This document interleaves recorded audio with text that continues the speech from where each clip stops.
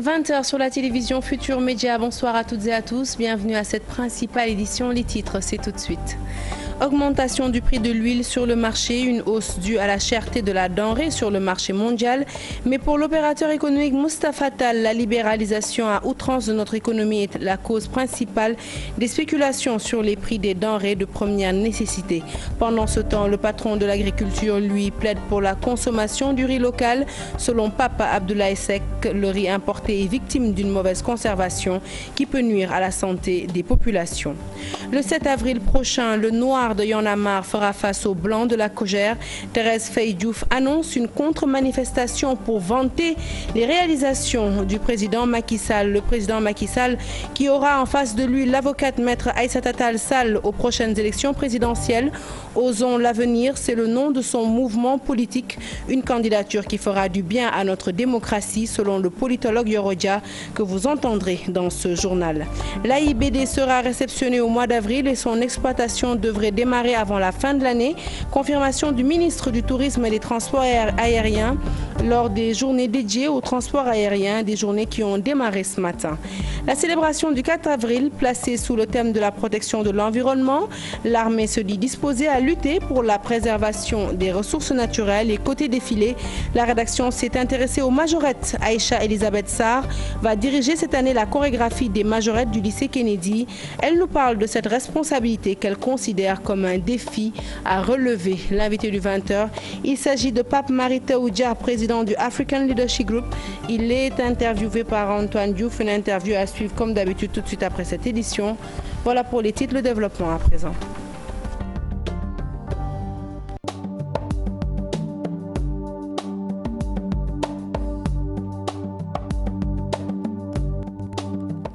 Rebonsoir à tous. Un journal que nous ouvrons tout de suite avec la hausse du prix de l'huile sur le marché. Les bouteilles de 5 litres et 20 litres ont connu une augmentation qui varie entre 500 et 1000 francs CFA. Une hausse que le service régional du commerce explique par la cherté de la denrée sur le plan mondial, mais aussi par la non-homologation du prix de l'huile sur le marché sénégalais. Ces autorités disent tout de même travailler pour arriver à des prix plus raisonnables et aussi plus contrôlables. Un tour à la Médina avec Mambiram Diouf. Il existe bel et bien sur le marché une hausse du prix de l'huile. Ces dames disent noter cela sur la bouteille de 20 litres et de 5 litres. 20 litres, nous avons 15 000. Maintenant, nous avons 20 000. 20 000 lañ koy jënd léegi. metti na moom wax dëgg yàlla ci jaboot yi. yokku na 200. muy ban litre bi. waaw 5 litres bi. 5 000 la daan doon léegi 5 500 wala 6 000. Chez Omar, le boutiquier, on explique cela par le prix en gros. 5 litres bi mooy instant mu ngi jar 6 000. bu dee pompe bi litre bi. waaw boobu lañ koy jaay instant ñu ngi koy jaay 1000 francs. Sur certaines désignations, cette hausse qu'appliquent certains commerçants semble tolérer, la vente étant libre, explique le chef du service régional du commerce. Il n'y en a que 2 qui font l'objet d'une fixation du prix de vente au détail. Il s'agit principalement de la dosette et il s'agit aussi de l'huile en fût. L'huile en fût est fixée à 900 francs le litre. Par contre, pour l'huile qui est dans les bidons de 20 litres, dans les bidons de 5 litres et dans les bouteilles de 1 litre, les prix sont en vente libre. Donc ces prix-là ne sont pas administrés. Actuellement, au moment où je vous parle, pour l'huile qui est dans les bidons de 20 litres, les gens le commercialisent aujourd'hui entre 18 500 et 19 000 francs. Vous pouvez même trouver 20 000 francs dans certains quartiers de Dakar. Pour les bidons de 5 litres, les prix varient entre 5 000 et 6 000 francs sur le marché. Maintenant, le transvasement de ce produit du bidon de 20 litres vers le fût de 210 litres, ça constitue une infraction parce que c'est un reconditionnement qui n'est pas autorisé par la loi. Au moment où cette situation rend le panier de la ménagère plutôt instable, les autorités développent des stratégies pour des prix socialement acceptables. Ñun ñoom bu yokko tamit ñun ñuy jaay moom dañ koy jënd. Ba pare que ñun duñu yàq suñuy palaat moom arrangé wu yokkate bi arrangé wuñu. Nous sommes obligés d'aller dans le sens de réguler et de faire comment dirais-je une étude sur ce prix-là pour pouvoir le ramener à des niveaux acceptables quand même. Le Sénégal, qui reste encore tributaire de l'exportation en ce qui concerne l'huile, l'une des raisons principales de la hausse de ces denrées de première nécessité. Nous restons avec cette spéculation permanente sur les prix de certaines denrées de première nécessité. Pour Moustapha Tall, l'opérateur économique, eh bien, pas besoin de chercher très loin. C'est la libéralisation à outrance de notre économie nationale qui en est la cause principale. Une libéralisation qui profite bien à l'État avec les taxes, mais fait perdre énormément aux consommateurs. Les produits sont chers et parfois leur origine inconnue. Pour l'importateur de riz, il faut une meilleure homologation des prix et aussi une meilleure organisation du marché. Moustapha Tall était l'invité du 13h. Je vous propose de l'écouter à nouveau. Parce que depuis la libéralisation, c'est avant cette alternance-là. Hein, parce que l'alternance-là, c'est de 2012. Hein. Mais je dis, c'est avant Abdoulaye Wade même. C'était depuis le temps des socialistes qu'on avait commencé la libéralisation à outrance de notre économie. Et ça a été fait en 89. C'est là où on a arrêté les homologations et là où on a arrêté les autorisations. Donc on a ouvert l'économie, par exemple, anarchiquement. Et d'une manière générale, malheureusement, c'est ça les conséquences. Un marché qu'on ne peut pas contrôler, un marché qui est approvisionné de n'importe où, comment, de n'importe où, et de n'importe qui, de telle sorte que donc le consommateur n'a même pas une sécurité sur les produits qu'il consomme. Il ne sait même pas ce qu'il produit, ce qu'il consomme. Est-ce que c'est un produit consommable ou pas? Parce qu'il n'y a pas d'organisation. On a ouvert le marché. Je vous donne un exemple, quelqu'un peut venir, un Chinois ou n'importe qui, peut venir amener sa machine, le déverser ici et partir. Il peut même empoisonner le pays. Donc si on avait organisé l'économie, par exemple pour ceux qui importent, qu'on puisse les identifier, qu'on puisse savoir qui fait quoi et quel produit et comment, comme vous pouvez m'identifier comme quelqu'un qui fait du riz. Donc je crois qu'il faut revenir à cette organisation-là, à cette libéralisation-là, pour qu'on le mette un tout petit peu sur les rails. Et toujours dans ce chapitre de la consommation, nous parlons cette fois-ci du riz importé qui, selon le ministre de l'Agriculture, est de très mauvaise qualité. Pour Pape Abdoulaye Seck, ce riz est très mal conservé avec des produits dangereux, ce qui le rend très mauvais pour la santé des populations. Alors pour lui, très simple, pas besoin de chercher très loin. Il faut consommer du riz local, le riz de la vallée qui, contrairement aux idées reçues, ne pose aucun problème de cuisson. Il faut juste y aller avec méthode. Le ministre de l'Agriculture était l'invité des Affaires de la Cité, Mamadou Ibra Kane. Je vous propose d'en écouter quelques extraits. On consomme principalement du riz brisé. Ce riz qu'on amène ici au Sénégal a 3-4 ans d'âge, entretenu avec des produits chimiques. La qualité sanitaire et phytosanitaire est très mauvaise. Or, on ne trouve pas du riz de la vallée ou de la Casamance qui a plus d'1 an. Il faut qu'on change de mentalité. Il faut qu'on change de mentalité. En 2012, on était à moins de 405 000 tonnes. Aujourd'hui, nous sommes à 950 000 tonnes, sinon plus. C'est une progression remarquable. Les dernières statistiques, le pluvial était à 51%. Parce que nous avons développé la riziculture de plateau, la riziculture de bas-fond, la riziculture de mangrove, avec de nouvelles variétés qu'on n'avait pas. Nerica 1, 4, 5, 6, L et S44. Donc nous avons injecté l'innovation technologique pour changer la physionomie de la riziculture. Voilà, je rappelle que le ministre de l'Agriculture, Pape Abdoulaye Seck, sera l'invité des Affaires de la Cité. Vous pourrez suivre l'intégralité de l'émission. Ce sera ce dimanche sur la TFM. La campagne de commercialisation de l'arachide se déroule bien. C'est le constat fait par la Fédération nationale des opérateurs privés, stockeurs et des transporteurs. Au moins 63 000 tonnes d'arachide pour un coût global de 15 milliards de francs CFA. Le kilogramme de l'arachide se vend à 237 francs à leur niveau et la fédération tenait un point de presse à son siège. C'était en présence d'Ibrahima Diamé et Amadouba. C'est une campagne à bilan relativement mitigé. La campagne agricole des opérateurs stockeurs a connu quelques contraintes financières ayant provoqué un ralentissement sur les opérations. C'est au sortir de leur conseil d'administration qu'ils en ont fait part. Durant cette précédente campagne qui vient de circuler, comme l'a si bien dit le président national, on avait un problème de financement, surtout au niveau des banques classiques comme la CNCAS et la BNDE. Cette année, on a eu un peu de retard par rapport au financement qu'il avait l'habitude de financer à temps. Selon Modou Fall, le président de la FENOPST, l'État leur doit aujourd'hui au moins une vingtaine de milliards en ce qui concerne les semences seulement. On a noté trop de manquements durant cette campagne, particulièrement sur le plan financier. Le ministère des Finances ne nous a pas payé. Pour les semences uniquement, il nous doit 24 milliards. Malgré tout, ils n'ont pas manqué de donner des assurances pour cette prochaine campagne concernant les semences et le porte-parole d'indiquer que toutes les dispositions sont prises. Pour ce qui est de la campagne de la campagne agricole qui se profile à l'horizon, il faut dire que certains opérateurs semenciers ont pris quand même des dispositions nécessaires pour pouvoir commencer les collectes de manière correcte pour les 75 000 tonnes qui représentent les semences. Après leur conseil d'administration, les opérateurs privés stockeurs ont tenu une assemblée générale au cours de laquelle ils ont discuté de la prochaine campagne.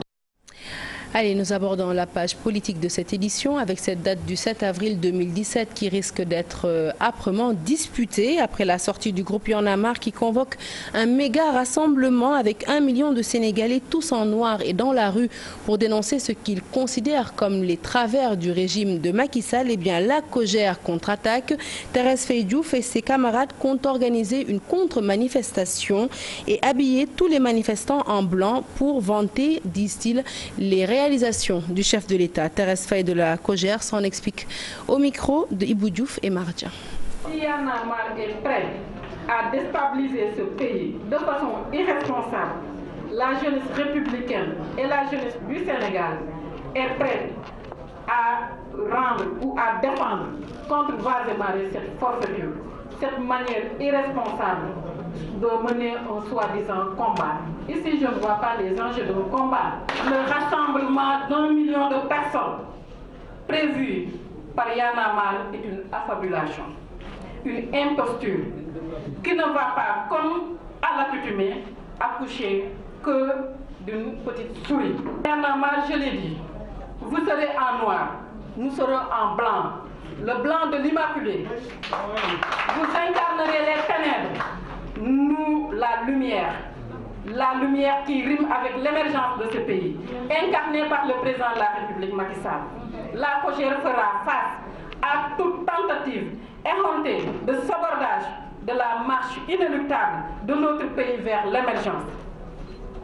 Ainsi à tous, vêtus en blanc, les jeunesses républicaines du Sénégal, je ne dirais pas de la COJER, mais du Sénégal, leur donne rendez-vous le 7 mars, Inch'Allah, avec fermeté, pour magnifier les importantes réalisations du président Macky Sall depuis 2012 et protéger la stabilité et la cohésion sociale qui prévalent dans notre pays, gage de toute émergence. Osons l'avenir, c'est le mouvement lancé par la députée maire socialiste de Podor, Maître Aïssata Tall Sall, un mouvement qu'elle va présenter aux élections présidentielles de 2019. Le journaliste politologue Yoro Dia loue sa démarche et pense que c'est une bonne chose pour restaurer la démocratie au Sénégal. Selon lui, le malheur dans notre pays est que les partis politiques sont comme des confréries. Je vous propose d'écouter Yoro Dia. Il est au micro de Al-Hassan Ba et Modou Diop. Pour le cas spécifique d'Aïssata Tall Sall, moi j'ai toujours comparé Aïssata Tall Sall et Khalifa Sall. J'avais dit dans l'Observateur un jour que Khalifa Sall avait les circonstances exceptionnelles. Maire de Dakar, il avait un grand boulevard, il avait les circonstances exceptionnelles, mais il lui manquait le courage politique.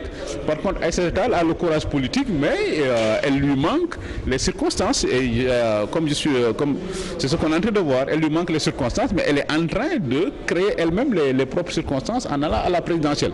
Et je pense que c'est une très bonne chose. Aïssata n'est pas candidat du Parti socialiste et probablement Khalifa Sall ne sera pas candidat du Parti socialiste. Non, il n'y a pas de blocage. Ce qui est désolant dans tout ça, c'est que les partis politiques au Sénégal qui sont dans un anachronisme incroyable ne parviennent pas à gérer ce genre de débat interne. Si le Parti socialiste fonctionnait normalement, il n'y aurait pas eu cette histoire de Khalifa Sall, il n'y aurait pas eu cette histoire d'Aïssata Tall Sall. Les débats seraient menés en interne et les militants du parti auraient arbitré. Et là, le Parti socialiste aurait un candidat unique qui serait un candidat, à mon avis, beaucoup plus fort et ce qui augmenterait les chances du parti. Et c'est ça qui est valable aujourd'hui au niveau du PDS. C'est-à-dire qu'il n'y a pas de débat interne.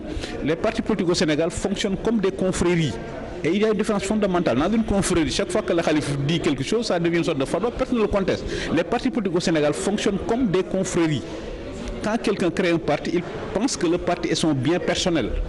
Il crée un parti pour conquérir le pouvoir, il se rend compte qu'il ne peut plus arriver au pouvoir, mais il n'a pas la générosité il n'a pas la générosité de donner le parti à une autre génération. À Saint-Louis, réponse du berger à la bergère après la sortie de l'actuel maire Saint-Louis de Mansour Faye révélant des détournements d'objectifs du GADES, du projet de la boucle de Sor, mais aussi de la consommation de carburant estimée à 22 millions de francs CFA par l'ancien maire Cheikh Bamba Dièye. Eh bien, la réponse de ce dernier ne s'est pas fait attendre. Abdoulaye Ndiaye, qui porte la parole du FSDBJ, parle de manipulation et de contre-vérité. Je vous propose de l'écouter ici au micro de nos correspondants Ousseynou Diop et Habib Seck. Je voudrais réagir par rapport aux propos du maire Mansour Faye. Je crois que Mansour est tombé trop bas, parce qu'il a déçu les Sénégalais et les Saint-Louisiens qui l'attendaient sur un autre terrain que celui des invectives, des accusations fallacieuses et des jugements de valeur. On comprend très bien que le livre de Cheikh Bamba Dièye puisse l'ébranler, mais à ce point, cela pose problème. Comment Mansour peut-il accuser Cheikh Bamba Dièye donc de détournement d'objectifs et de budget, là où l'IGE n'a rien trouvé? Je crois que Mansour a tout faux. Quand il nous parle de carburant entre 2009 et 2014, je crois qu'il n'a pas beaucoup vérifié. Il ne maîtrise même pas l'état matériel de sa commune. Parce qu'entre 2009 et 2012, Bamba Dièye a révolutionné le parc automobile. Combien de véhicules Bamba Dièye a amené à Saint-Louis? Au moins une trentaine. Mansour aurait dû savoir que le carburant a servi à faire fonctionner ces engins. Ensuite, pendant cette période d'inondation, comment on a fait fonctionner donc les stations de pompage, les motopompes? Donc Mansour aurait dû trouver autre chose. Maintenant, il pousse le ridicule jusqu'à évoquer le projet de la boucle du Sor. C'est M. Mansour Faye lui-même en personne qui a évalué les offres techniques, qui a lancé le marché, qui a choisi son entrepreneur. Et maintenant, comment il peut revenir et dire qu'il n'a trouvé rien d'ici? Donc là, ça pose problème. Et pour être complète sur l'actualité politique, sachez que le maire de Goudiri, Tchedel Diallo, est placé en garde à vue à la gendarmerie de Goudiri. Il est accusé de faux, usage de faux sur un papier d'état civil et présentement à la gendarmerie avec l'adjoint maire de Boingel Bamba. Voilà une information sur laquelle nous reviendrons certainement dans nos prochaines éditions. Plus de 300 cas d'infraction sur Internet déclarés en 2016, 170 personnes déférées au parquet pour des délits relatifs au chantage, à l'escroquerie, mais aussi à l'usurpation d'identité. C'est ce qu'indique la brigade spéciale de lutte contre la cybercriminalité en séance de sensibilisation avec l'association TIC Protection. Ces deux entités ont décidé de communiquer avec le grand public. Compte rendu d'Issa Prera et Martian. Facebook, WhatsApp, Twitter ou même des adresses e-mail piratées, la pratique de plus en plus observée au Sénégal. L'escroquerie, le chantage, l'usurpation d'identité sur Internet sont devenus monnaie courante. Il existe plusieurs types. Au Sénégal, ce qui est en vogue en ce moment, c'est le chantage sexuel. Beaucoup d'autorités, de chefs religieux, de citoyens lambda ont été victimes de ces chantages sexuels. L'usurpation d'identité. Sur Internet, à cause de l'anonymat, il est très facile de se créer une nouvelle identité. Par exemple, un adulte de 40 ans peut créer un profil d'un adolescent de 14 ans ou d'un enfant de 6 ans, créer une relation de confiance et d'intimité et commettre des actes de pédophilie ou de pornographie infantile. Qu'au Sénégal, l'année dernière a été très dure pour les établissements financiers, notamment les banques et les canaux de transfert.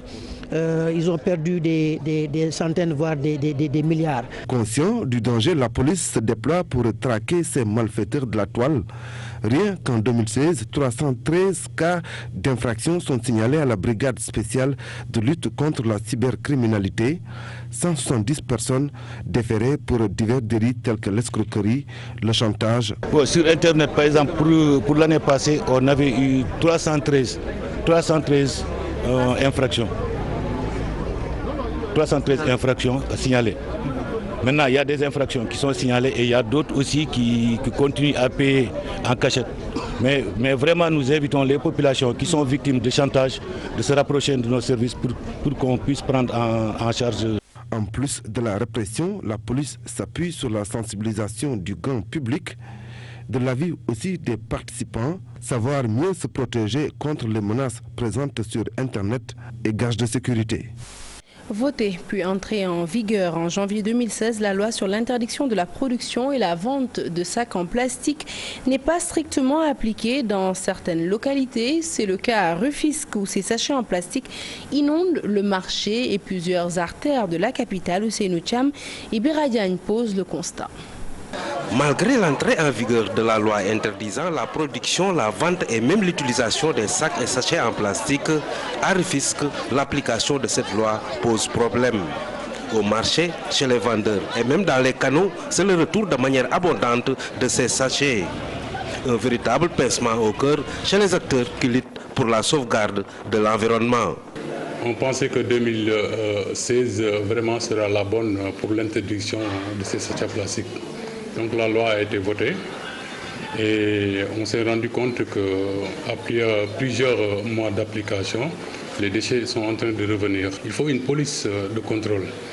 Et cette police de contrôle pourra peut-être réprimer les fauteurs de troubles. Il faut aussi un plan de sensibilisation qui viserait à informer aussi les populations et les consommateurs. Pour ces acteurs, un véritable problème de suivi se pose pour l'application stricte de cette loi. Il y a un problème de suivi comme toutes les autres lois. Je pense que je peux rappeler même avant cette loi. Parlant de communication, les fournisseurs ont donné une autre forme de communication parce qu'ils disaient que les sachets plastiques noirs sont interdits, or que c'est le micron qui est interdit. Donc ils ont réussi leur sensibilisation en disant que seuls les sacs de couleur noire sont interdits. Et or que c'est pas la vérité. La vérité est que cette interdiction s'est basée sur le nombre de microns et sur l'épaisseur du sachet plastique. Dans l'attente de mesures fortes, ces sacs et sachets en plastique continuent de piller le marché et d'envahir les dépôts d'ordures.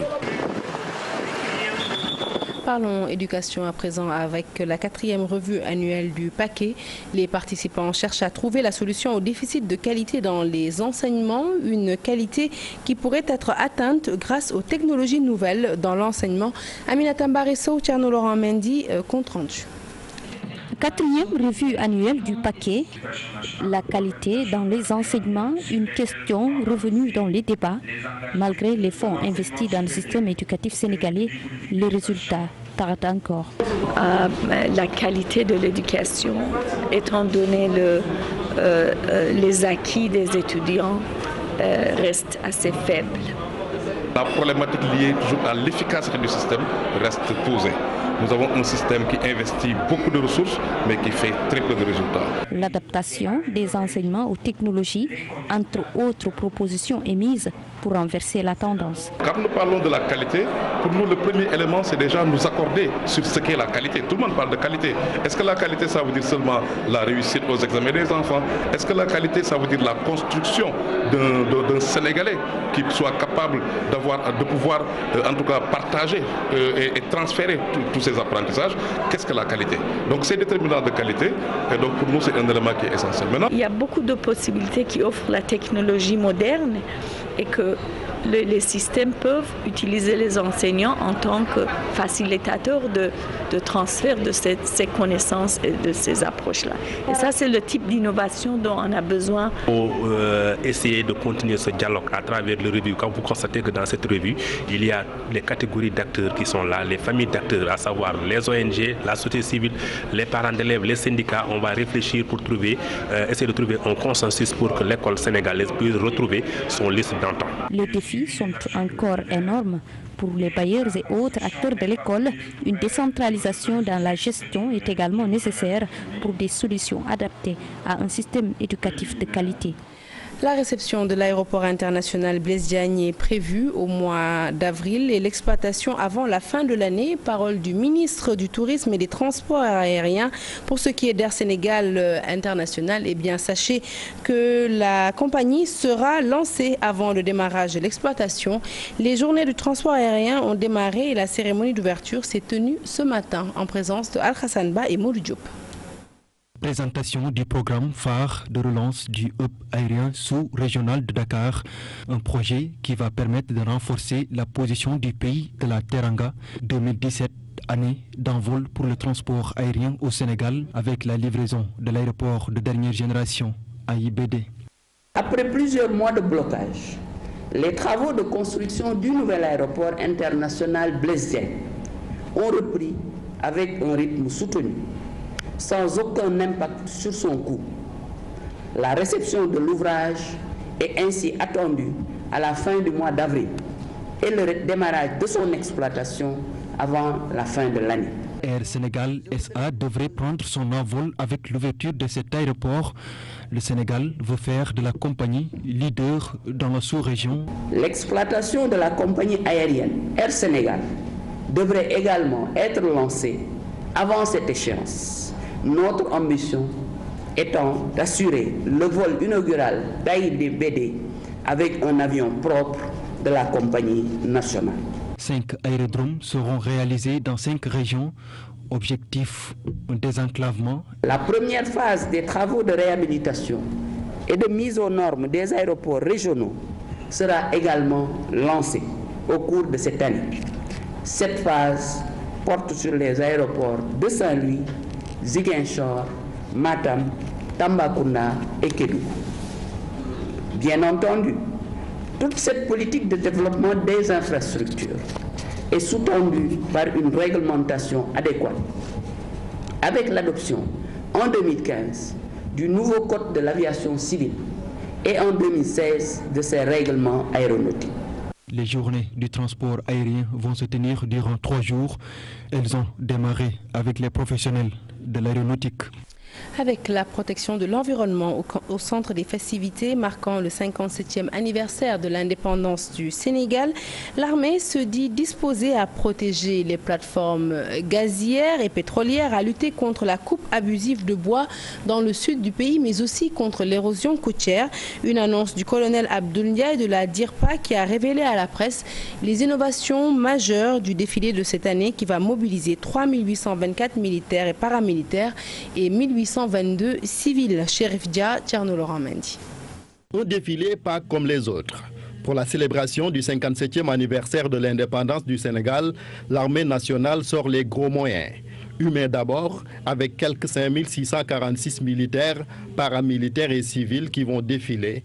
Ils sont répartis comme suit. 3800 militaires et paramilitaires.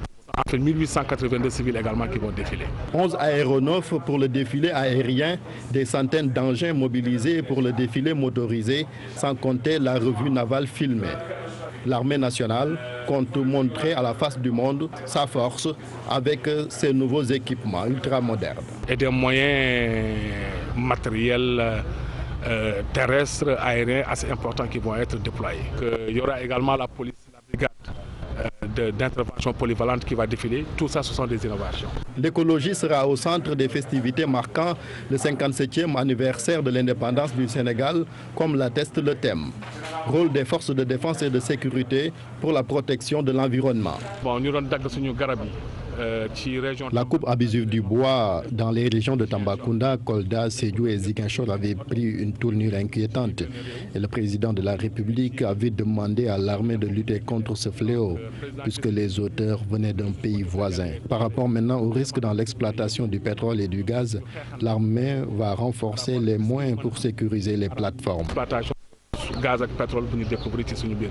Autre nouveauté, l'invitation d'un détachement de l'armée gambienne qui va participer à la parade militaire prévue ici à la place de l'Obélisque qui a fini de faire peau neuve. Voilà, le 57e anniversaire de l'indépendance se prépare également au lycée John Fitzgerald Kennedy comme à l'Akutumien. Depuis le 13 février dernier, 75 majorettes ont été sélectionnées pour le défilé du 4 avril prochain. Et pour cette édition, notre rédaction s'est intéressée au capitanat des majorettes. Entendez par ce terme celle qui va diriger la chorégraphie. Eh bien, il s'agit d'Aïcha Elisabeth Sarr. Elle se dit consciente du défi à relever ce 4 avril. Reportage Chertidiane John à Babacar Camara. Défilé de la fête de l'indépendance 2017, jour J-4, nous sommes à l'intérieur de la salle Mariamaba du lycée John Fitzgerald Kennedy. L'heure est au dernier réglage pour les majorettes. Toutes les 75 filles seront dirigées par Aïcha Elisabeth Sarr, la capitaine des majorettes. Certes, elle n'est pas la meilleure, mais plutôt celle qui colle au capitaine. Par rapport à ma taille, peut-être aussi parce que je danse bien. C'est aussi par rapport à la chorégraphie. On doit avoir une personne qui danse bien et qui aura la taille. C'est ce qu'on demande pour être une capitaine. L'élève en classe de secondaire se dit consciente du fardeau qu'elle porte sur ses épaules. Toutefois, elle sait qu'elle n'a pas droit à l'erreur. Je dirais pas facile, je dirais pas très dur, mais c'était bon. Ce n'est pas du tout facile, parce que la chorégraphie dépend de moi. Si je fais une petite erreur, tout le monde fera une erreur. Parce que les batteurs, ils doivent attendre que je fasse un signe pour eux aussi, pour qu'ils fassent un rythme. Donc si je fais une petite erreur, donc tout va changer. Depuis des décennies, les majorettes de Kennedy se sont fait une place au soleil pendant les précédentes fêtes de l'indépendance grâce au travail de titan réalisé avec les meilleurs élèves de l'établissement scolaire. Le tableau d'honneur, c'est la moyenne minimale. Là, elles sont derrière moi, mais celles qui ont 12, on peut les compter. Elles ne sont pas plus de 5 élèves. C'est de 12 à 17, le groupe que vous voyez là. 17 et quelques. Donc il y a des 16, des 14, des 13, ainsi de suite. Et encore ce 12-là, c'est à partir du second cycle. À partir de la seconde, on peut autoriser à une élève qui a une moyenne de 12 de participer. Mais si c'est le premier cycle, c'est-à-dire la 4e et la 3e, nous exigeons une moyenne de 14. Depuis le 13 février dernier, un emploi de temps a été aménagé pour les répétitions des 75 majorettes devant défiler le 4 avril prochain. Les protégés de Mme Djedjou doivent marquer de leur empreinte la manifestation.